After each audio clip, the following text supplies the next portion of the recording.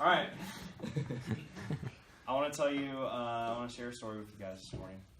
I want to share you a story about this evil old witch. This evil old witch. You see, she's getting towards the end of her life, and she's getting close to retirement. And so she decides that she is going to sell all of her evil tools and potions.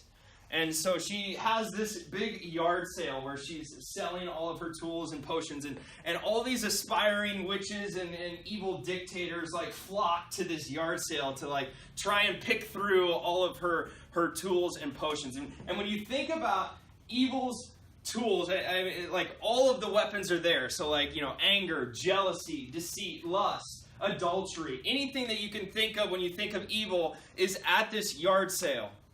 And so these people come, and the highest bidder gets to take home the tools, and we're nearing the end of the day, and everything is really picked over. I don't know if you've ever been to like a garage sale, like towards the end of a garage sale, but it's just really picked over, and there's like nothing left except just a couple piles of junk.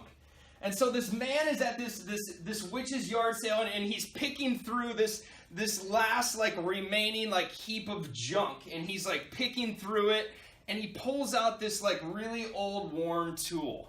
And he's like, what is this thing? And he's like, man, this thing is like so old and worn. He's like, surely I can get like a really good deal on this tool. And so he takes it to the witch, and he's like expecting her to be like, oh yeah, like, you know, you can have that for next to nothing. And he takes it up to her, and she is like so startled.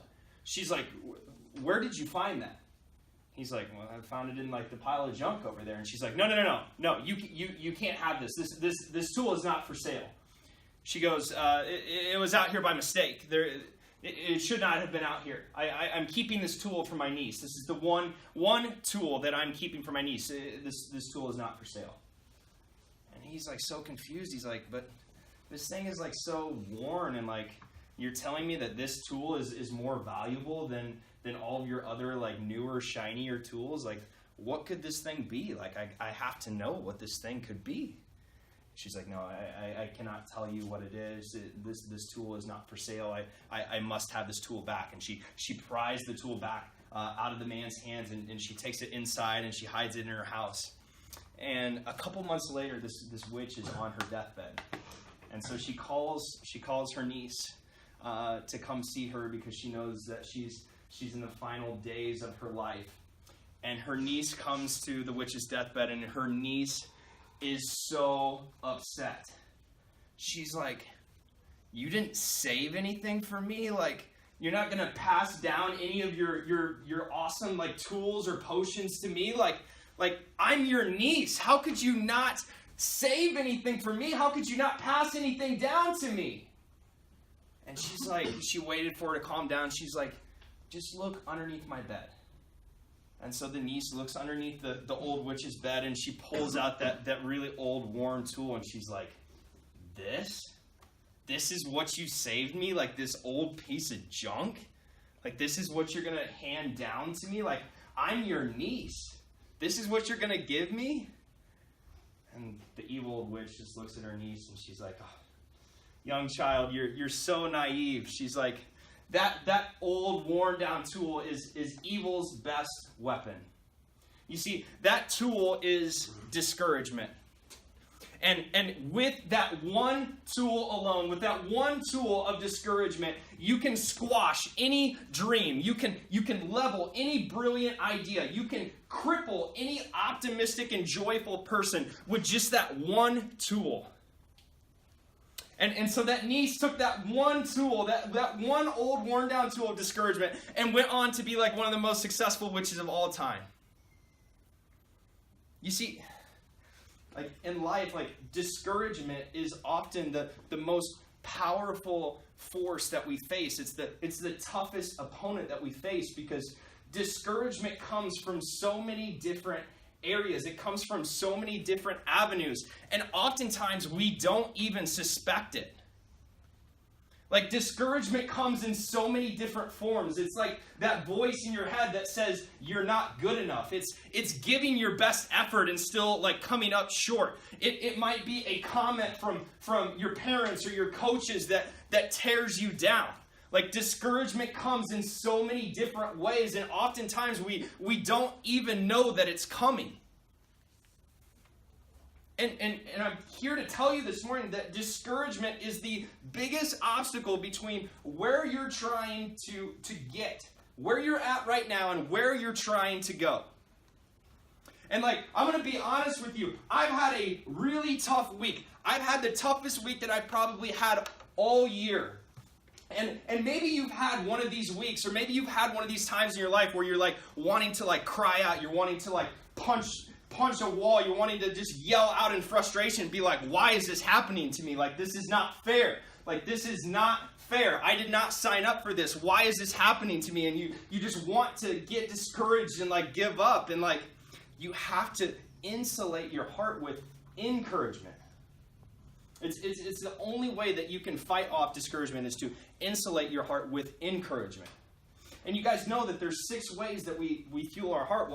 What we read, what we watch, what we listen to, how we talk to ourselves, who we surround ourselves with, and what we visualize. And I know that this really tough week that I've had like would have crippled me if I wouldn't be intentionally insulating my heart with all of those good things. And like I want to just share another quick story about discouragement with you. I was supervising lunch a couple months ago. You know, I supervised the middle school lunch during the week, and this one table, like all of a sudden, this one table like starts becoming like abnormally louder than the other tables in the room, and so like I start like walking over there to like see what's going on, and I walk as I get closer to the table. I see that everyone at the table is just laughing hysterically, like they are howling with laughter, except for this one kid who's sitting at the end of the table. And this one kid, he's got like his head in his hands, and like his face is just so red, and I'm like, what's going on? Like, and so like as I'm getting closer, like the kids who are laughing like start like calling my name out, and they're like, Mr. Krause, like you gotta come over here, you gotta see this.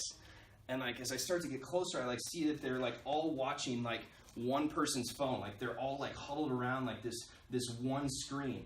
And they flip the phone around, and I see that what they're watching is a video from that one kid who's sitting on the end. It was a video that he had created like 3 or 4 years earlier. So he's probably like 8 or 9 years old. I don't know if you've ever seen a video that you made when you were 8 or 9 years old. I've seen some that I made. They're really embarrassing, right? And so you can imagine that this kid who's sitting on the end is just like mortified. Like all of his friends, like all of his peers are like watching this video of like 8-year-old like squeaky voiced him. And like he is just like so ashamed. And it was like a YouTube video. Like he created like his own like YouTube channel, and he was like, I don't even remember what he's talking about. He's talking about like gaming or something like that. And he was like so fired up. He was like so passionate about it. And you could just tell that like he was just loved to like talk about this stuff. And like so afterward, like after lunch, I went up to this kid privately, and I was like, you still make YouTube videos? And he looked down at the ground, and he's like, no. And I was like, what a shame. Like, how many dreams have we like lost in this world because of discouragement? How many musicians have we lost? How many musicians have stopped making music because they got discouraged? How many writers have we lost that have stopped writing because they got discouraged? How many photographers have we lost because they got discouraged and they stopped taking photos because the voice in their head said they're not good enough, or somebody else made fun of them? And like so I like think back to like when I was in middle school, and like my dream got squashed by discouragement. And it's taken me like 10 years to like find it. Like I've had to like dig it out. Like it's just been buried.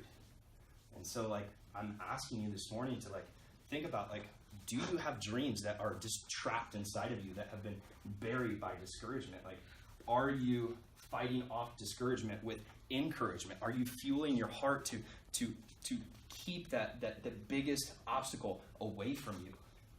And so you've got to think about those 6 things that we talk about all the time, those 6 things that fuel your heart, and insulate yourself with encouragement to avoid discouragement. Go win the day.